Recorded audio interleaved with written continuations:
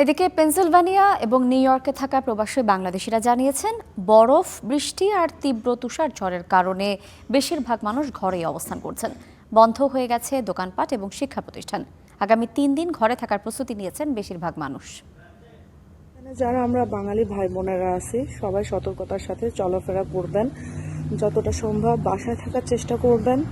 আর স্থানীয় যারা আছে তাদেরকেও সতর্কতার সাথে চলাফেরার জন্য আহ্বান করছি।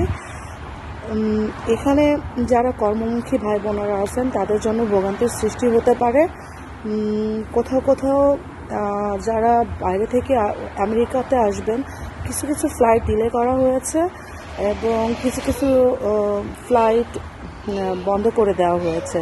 তাপমাত্রা -50 ডিগ্রি পর্যন্ত নেমে যেতে পারে, তাই গভর্নর পরামর্শ দিয়েছেন অতি প্রয়োজন ছাড়া এবং যথাযথ প্রস্তুতি ছাড়া বাসার বাইরে না যেতে বাসিন্দাদের। সেজন্য আমরা বাসায় বসে আছি, বাসা থেকে কোনোভাবে বাইরে হচ্ছি না। বাইরে প্রচুর ঠান্ডা, কাজও করতে পারতেছি না।